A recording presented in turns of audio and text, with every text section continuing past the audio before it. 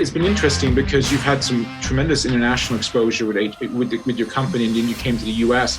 What were some of the things as a leader you had to adapt to in the US market? Because it's a pretty intense place. The US, lots of competition, lots of smart people, very sophisticated marketplace.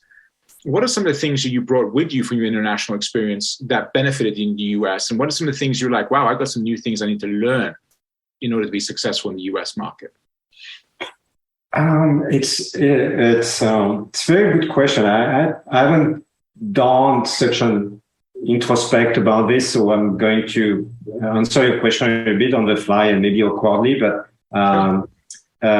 what I think has been beneficiary for me is this ability to bring a fresh eye to how to think about certain problems, and also think about them really not just globally, but from a very Americano-centric view of the world, but also getting my experience to think about there are different perspectives in the world. The way China think about the world and global economy is different than the way we think about it in the US, or even in Germany, or even in Spain, in Eastern Europe versus Western Europe.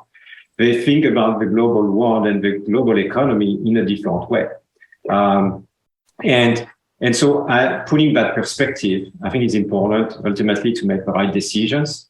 And so kind of introducing that ability to reflect on different perspectives and take into account both perspectives in order to build up the right strategies to be for a new product, for a new program, and a lot of things we do at HP is always thought about in a global way, obviously. So it cannot be one size fits all, but we try to be as close as possible to one size fits all because it makes it more efficient. Yeah. But at the same time, you need to take into account what are the different aspects of the global world that you need to take into account. So bringing this in, to come back to your question about how to be successful in bringing those points, because people here may not have this global experience and may not be so open to a different perspective. So I think you have, like with anything, first start by listening and not talking too much. And I realize that in answering your question, I'm already talking too much. But no, I love it. Yeah, I think you need to listen, and then by listening and giving some examples, true examples, in your life examples, because I could talk about what I experienced in Africa, what I experienced in Eastern Europe, what I experienced in Asia, what I experienced in Russia, or in other countries, in Ukraine, in Kazakhstan. I've been in all of these countries. So, and that gives me credibility. That gave me credibility to think about it a little bit differently, and even to be actually called upon. Give us your opinion, what you think. So, and more, because they feel that they can get a perspective that they don't necessarily have. So, first, start by listening, understanding the viewpoints, what people are trying to achieve, and then try to enrich that with the perspective you have globally. And for me, that has been the way to be successful in those interactions coming to the US. I was talking to a senior executive at a large financial services company who started his career in Europe and then ended up in the United States. He said something I thought was interesting. I'd like your take on this. He said in Europe, they care about depth. They want detail. They want depth. They want, a lot of solid thinking around a concept or an idea or a plan. In the United States, we like speed, right? So in the United States, you're willing to go a lot faster, make some mistakes, crack some eggs, and just keep going. Do you think your pedigree, having had a global perspective, a strong, certainly in Europe, Africa, elsewhere, but now in the US, do you think you landed somewhere in the middle? Is there a middle between those two worlds where you can have the kind of the depth, but also combine it with the speed that we're used to in this country? So it's I think yes. I mean, I'm enriching myself from this different experience. I don't think like I'm a typical European, and maybe some people view me as a typical European, but I don't feel I am a typical European anymore because I've been in so many countries and living in those countries. Yeah. And also getting the good thing about the US. I've been now 8 years in the US. I cannot say that I'm not influenced by my environment. Of course Sure. I am. Yeah. And I'm trying to grab the great thing about it. You talk about speed, but there's an amazing entrepreneurial spirit here in the US. That's right. So you think about innovation as really a way to change the world, to have a big vision in mind. And people get often bolder here, and they want, with the speed, they try to move as fast as possible. Which it's great for. I mean, that's why so many startups are here. This combination creates this environment that enables a lot of startup, and when the regulatory environment is actually catalyzing this, then you get this great combination and a lot of startups. So these attributes that you mentioned about speed, but also this entrepreneurial spirit, I think definitely are more relevant here. And this ability to think about, okay, maybe I will fail, but I will rebound. And I think sometimes in Europe, we go more in details in that, but that's a way of reducing our anxiety. What if we fail? What if we fail? So we would take a little bit more time to think about how that may not work for this reason, etc. And so we need to study this a little bit more before we take a little bit more risk. But it's also an approach with a long game in mind. I think also trying to think about those strategically over the long term. So when you combine vision, long-term strategies with this extraordinary ability to innovate, move quickly, execute with speed. Wow, that you achieve a lot. You achieve greatness, in fact. Yeah, it's interesting. And I would like your take on this. And I think our audience would as well. My sense as an immigrant in the United States, now a naturalized citizen, but as an immigrant in the United States, is the US has a different relationship to failure than most countries. In a lot of countries, failure, there's a lot of shame associated with it. It can really be a major setback to your career. There's a lot of stigma, right, to failure or perceived failure and so forth. But in the US, it seems to be more of a culture of like, hey, you gave it a shot. We're proud of you. You gave it a shot. You learned something. We can keep building on this. Am I onto something here? Are you picking up on that nuance as well? Or that's at least my perspective. That is true. And I think that's definitely an attribute in, this entrepreneurial spirit, typically what we define, or one of the attributes of an entrepreneur would be, you're not afraid of failure. Yeah. If you are afraid of failure, then don't be an entrepreneur, because you know that innovations most of the time doesn't work. Okay. And there will be a lot of failure before you get to great success. So I think there is fundamentally that spirit. But there is also more and more, in fact, what I observe in the evolution of the US, which may be creating a philosophical debate, is that there is this more and more often this resistance to acknowledge a mistake and to acknowledge failure. And I thought, interesting. In the past, it was easier, especially in the business world, to acknowledge mistakes and move on from that. Take the learning, move on, and that was to me a very US thing, very US spirit. Yeah, I feel even you see it in sport a lot of time. Yeah, right. I didn't, but I'm gonna keep working and I'm gonna do better next time. And I see an evolution where I wish that spirit would stay. You would acknowledge your mistake and have the courage to acknowledge your mistake, and move on, and more, and that keeping that as a prominent spirit. And I think it is still there, but hey, let's be careful. We see sometimes, this more people leaning towards hiding behind the failure and trying to invent something else and other reasons why it did fail, and instead of acknowledging and moving on, which to me was really the American spirit. The American spirit. Okay, and what I love about your story too, Guillaume, is like you said, you've taken some big risks, right? I mean, you've gone into Asia, Russia, Africa. Now you came to the US. What is it that drives you? Like, those are courageous decisions, especially like you mentioned, you got a family, so you got to negotiate with loved ones and key stakeholders to make sure this is holistically a good move, right? It's not just you moving around the world. So you've got a whole ecosystem that you got to make sure thrives along with you. What is it that drives that? Is it the constant learning? Is it the challenge? What is it that keeps you going and saying, okay, I'm going to take another risk. Okay, I'm going to take another risk, make another courageous decision. What is that internal? So I guess on some level, there's probably a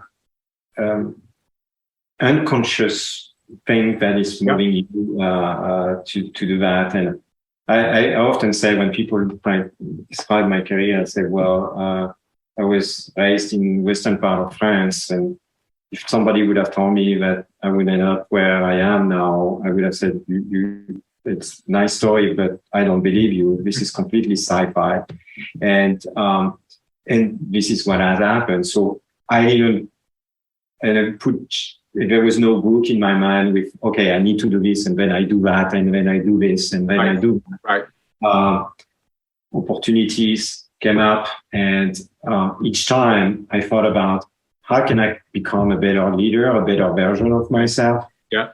And if that was something that was exciting me, and on top of that, allowing me to learn to become a better version of myself, and do it while keeping the fundamentals of my family ties and not compromising this, then yeah, let's move. And we have such a short time in this planet on Earth, and so let's try to maximize the experiences that we get out of it. And so with those things elements in mind, that's how probably I've been moving, like the way I move. And people ask me often, what's next after are you going to move outside of it? I don't know how long I will stay.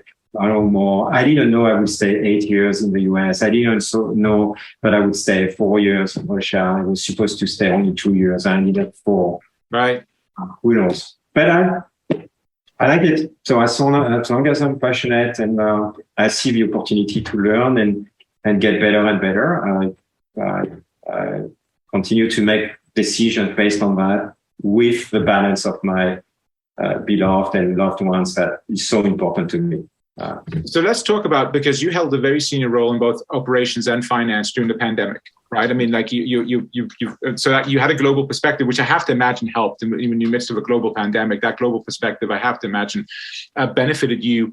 What are some things that you learned as a leader in the last 2 or 3 years that stretched you or developed you even further? Just given some of the environmental challenges that you were up against, in many cases, things you couldn't control. How did you navigate that?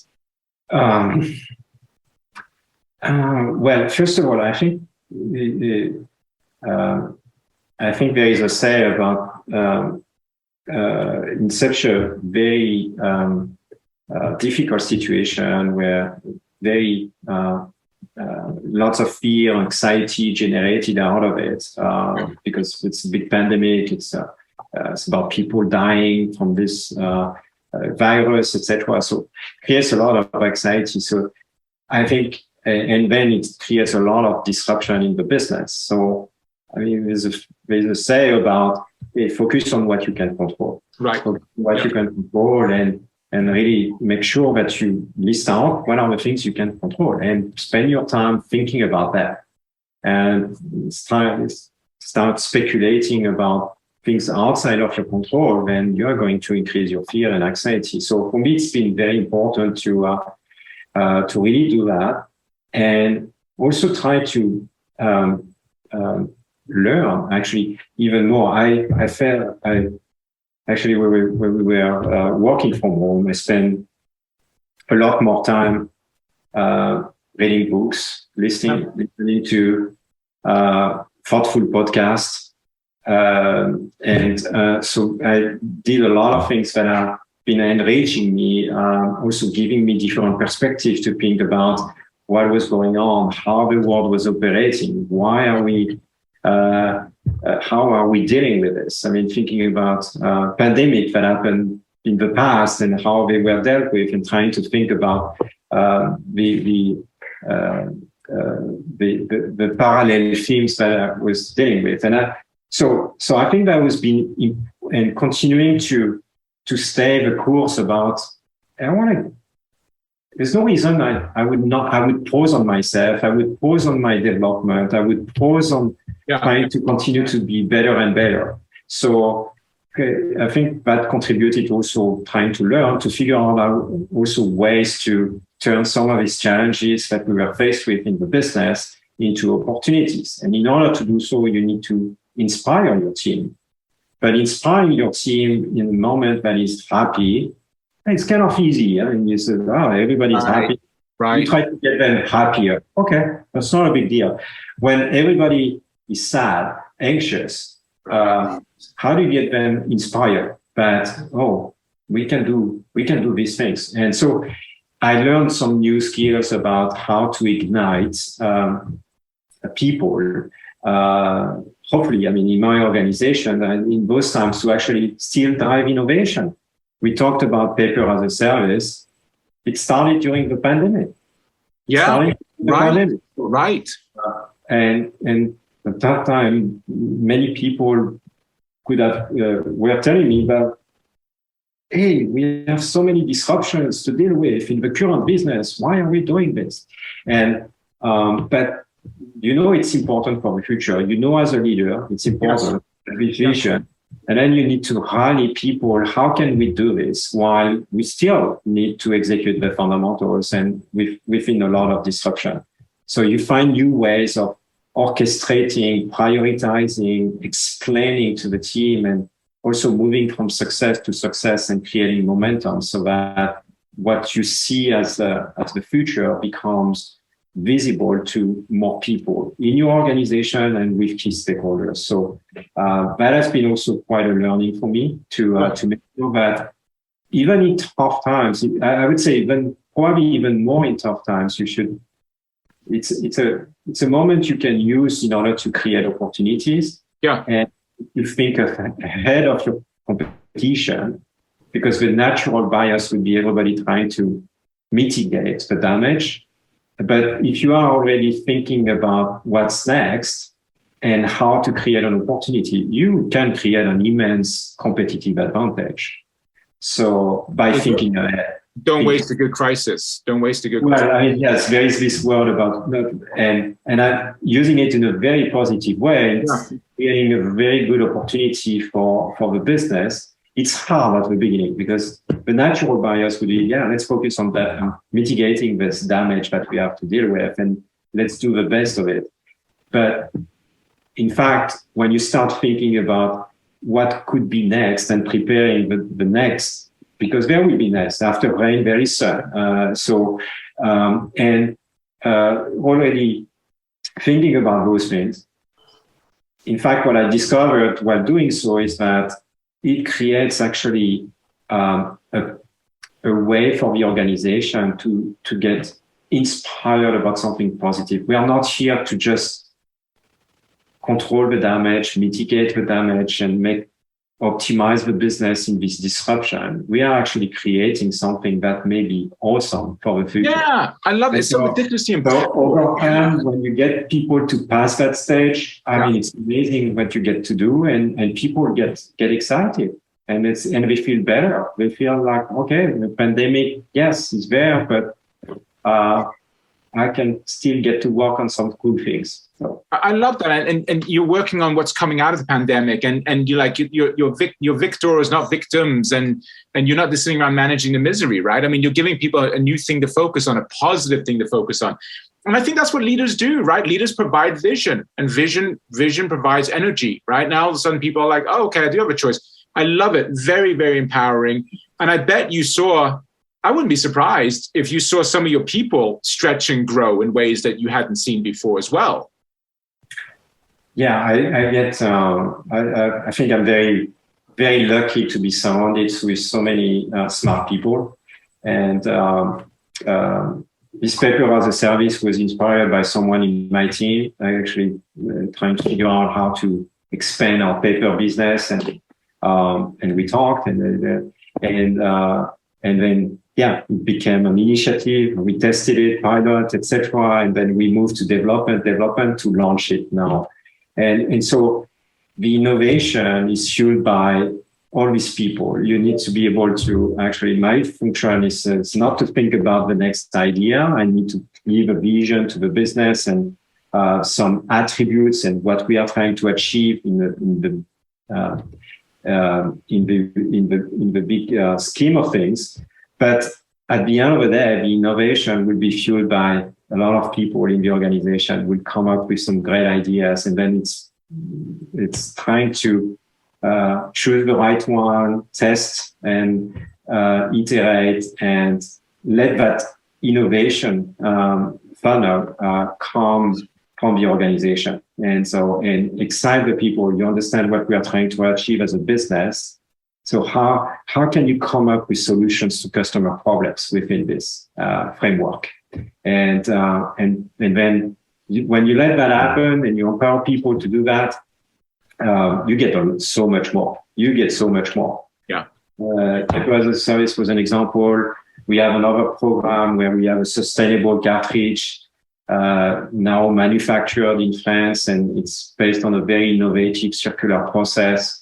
And I have to tell people it's nothing to do with me that it's in France. It's actually the team coming up with that idea, and we work together to make it a business. And now it's made as a business. And so many, all of the innovations that is making its way for the business that I run is just bottom-up innovation. And that's so, I get inspired by the ideas of my team. And so I'm here to actually help them unleash that potential and make sure that we can be successfully innovating.